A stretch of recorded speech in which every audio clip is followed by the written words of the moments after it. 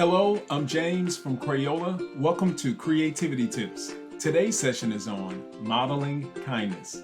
Kindness can be shown or expressed in many ways. Whether you pick up groceries for an elderly neighbor or write a handwritten note, modeling kindness can positively impact others. In fact, showing acts of kindness can boost your mood and well-being. How can you show kindness today? For this activity, you will create a kindness flower. You will need Model Magic, a note card, and markers. First, divide your Model Magic into 8 small pieces of similar sizes. Use your hand to roll the Model Magic into a ball and flatten like flower petals. Repeat this step for every piece. Next, connect the Model Magic petals side by side, slightly overlapping each piece.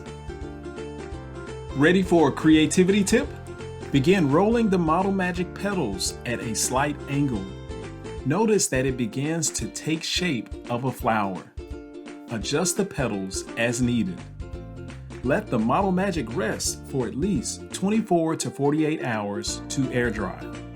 Use the markers and note card to write a special message. Parents and teachers, post young artist creations on social media.